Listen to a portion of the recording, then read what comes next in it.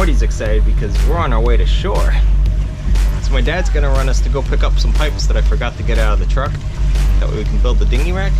So we're gonna take Morty to that shore, that way he can get his little walk.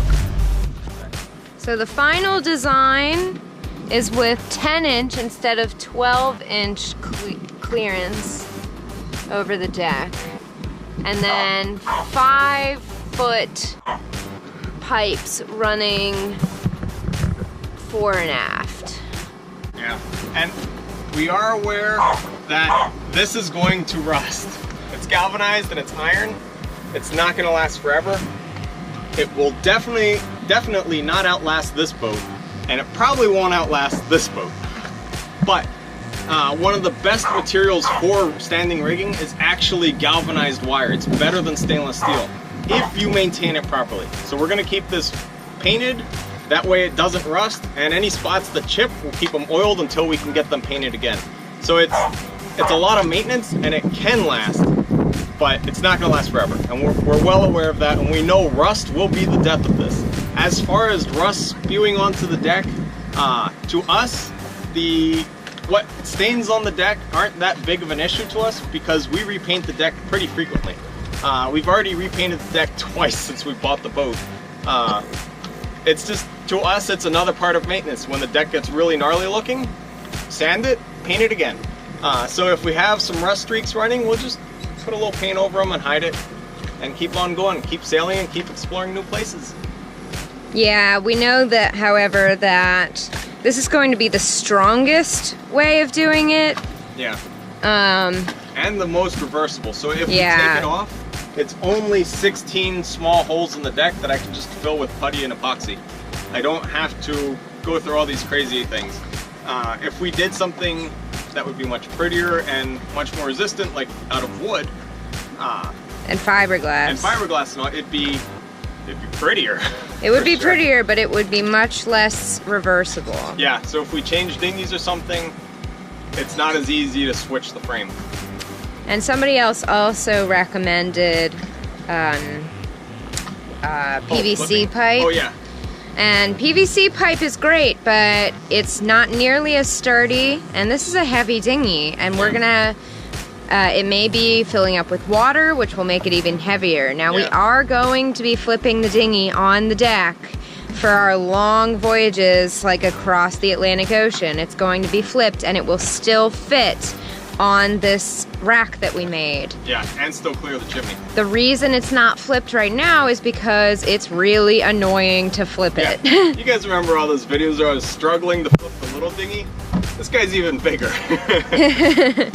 Yeah, so this way it's an easy on and off the boat situation, and we've got a strong enough rack to hold it.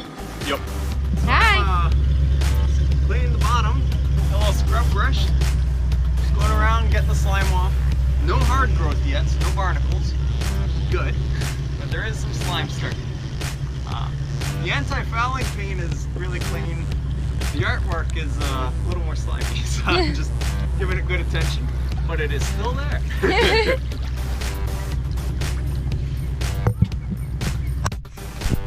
A really important thing when you're doing the bottom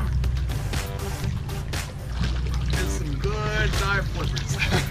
That way you can stay at the bottom, because while you're scrubbing, you're just pushing yourself off the boat. So this way you can push yourself back in.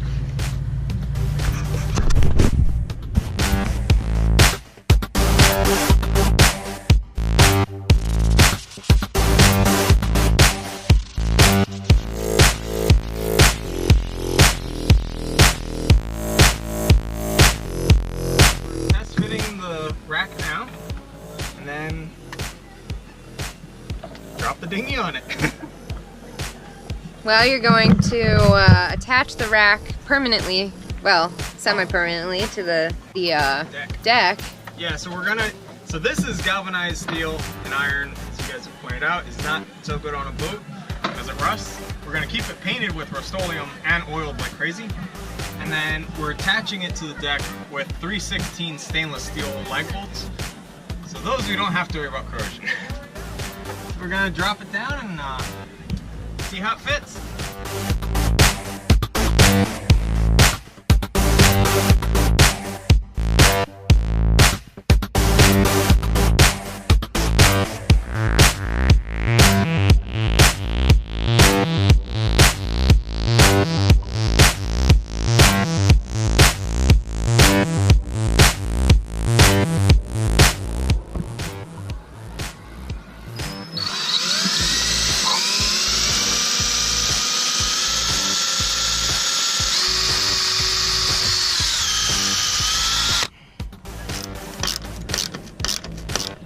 we're just putting one little screw in each of these flanges just to hold it in place.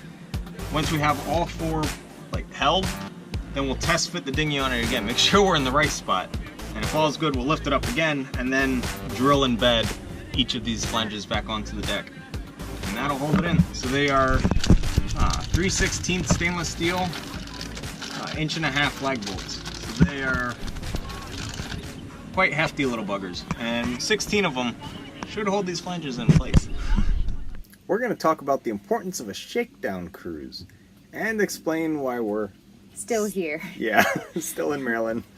You may have noticed that we talked the big talk. Oh, we're going to go across the ocean and blah, blah, and we are. Very soon. But we're still in the same state. But we're still in the same state, and that was not the original plan. No. Many things have led to that. Yeah. We really thought we'd be in Virginia waiting to leave the bay, like near the mouth at this point, and just, you know, biding time. Yeah, so part of what happened was the sail thing. So the and the dinghy thing. And the dinghy thing. Yeah, a few things happened that we were not expecting. Oh. So the sail makers forgot some important things on our sail, the Cunningham and the Telltales. So we had to drop our sail back off, and they still haven't given it back to us. So that's been pretty frustrating. It's been a little over a week now. So yeah, we're rearing to go. Just no sail. Stuck here waiting for our sail. And the other reason that we haven't just shot into the ocean was because we really thought it was important to have a shakedown cruise first. And that has proven to be true. We're really glad that we did it. We did want to be kind of playing around in the bay instead of just going back and forth to the same places. But it still served its same purpose that it would have before, which is to help us know what we need as far as provisions, what we need as far as maintenance, and things like that. Yeah. And then we also have the dinghy thing. So I really thought Tooth 2 would be perfect and float and not be so horribly tipsy or leak. Didn't. So now we have Tooth 3. So it was a whole ordeal getting Tooth 3, like finding him and then making a mount for him and getting him on the deck, and now he is finally on there. So that's done. Yeah. And then another really good thing that's come from all this, Bermuda's about a week away. Once you cast off from Norfolk, it's about a week and you'll be arriving in Bermuda. And we tend to go get groceries like every week, week and a half, around there. So provisioning to go to Bermuda is not going to be any different from going to the grocery store now. It's just, we'll just go to Norfolk and then pop in, get some groceries, and head to Bermuda. We don't need to stock up like crazy or anything because it's only a week. Another reason that we're still in Maryland with all these projects is we need to be able to get to stores to get stuff. So like, for example, all the pipes to make the rack. It was really good for us to be able to get to Home Depot and to West Marine because we knew where they were and we had our car. Yeah, so we anchored near the marina where we're keeping Windpuff. That way we had a place to park the car and we could row there and use their facilities. Windpuff being our other boat. Yeah, who's on the hard. So we used that because it was convenient. So my parents brought our car down to here and then we just did what we needed to do. Yeah. Yeah. So it's been really good. I do suggest if you're going to go cruising at any point in your life, do a shakedown cruise, which is just to practice, go out for maybe a month or two before you leave the country so that you know, okay, you know, we found out we can collect 60 gallons of rainwater when it rains. So that was huge. Yeah. And we found out how much we eat in a week and how often we tend to need to get fruit and vegetables and fresh food like that. Yeah, we found out that our fridge can work. Yeah. Yeah, I really didn't think the fridge was going to be able to stay on. And we found out about the solar panels. We found out the hard way. You cannot walk or sit on the solar panels. Yeah, even if they're advertised as you can walk and sit on them, don't do it. Yeah. You'll buy them again. So we've learned a lot of things, and it was really good for me personally because I haven't been sailing for as long as Herby has, and he taught himself, and I kind of learned on the go when we were cruising about 2 years ago. So I haven't done anything since then. It was really important for me to kind of relearn and reteach myself, and Herby to reteach me both the lingo and the steps and more than I knew before. So it's been helpful for me because now I feel comfortable sailing again, and I would not have liked to have just gone out into the ocean with the memory and the experience that I had before, or lack thereof. Yeah, it's been really good. In a week, we're going to be going on a family vacation. And after that, we are 100% going to be heading south. To Virginia, finally. Very south. Down the bay. And we're really going to be starting to explore things, some really fun things in the bay that we wanted to do way a while ago, but couldn't do. So we're super excited to bring you more interesting content very shortly. So for this family vacation, we need to leave the boat somewhere for a week. And we've had the experience of the anchor dragging because, whoops, that was my fault. But the problem is, what if someone next to us has the exact same issue and they don't let out enough chain and then they start dragging into us? So if we leave the boat anchored for a week unattended, it's neither of us are very comfortable with that. So we want to tie up somewhere. So our original plan was to go to down in Virginia. There's this marina that's super cheap. He's $1 a foot per day. Yeah. As compared to most marinas that are $2 a foot. So he's half the price.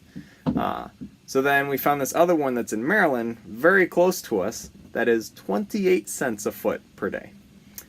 So that's another reason we're staying in Maryland until after this family vacation. So we were kind of forced to look around for places near us that were also cheap. Yeah, because we didn't have our mainsail, so we weren't going to windward down to Virginia. And so we found this place, and we feel safe leaving our boat there. Yeah. So, good things. Yep. And good things to come. Yes. Next time on Sailing Wisdom, we will finally get our mainsail back, and we will talk about being green and self-sufficient. Thanks so much for watching. And if you want to become a sailing buddy, you can click the link down below to our Patreon account. Don't forget to like this video and subscribe to our channel. And when you click subscribe, make sure you click on the little bell in the annotation. That way you get notifications as soon as our next video is uploaded. Thanks so much.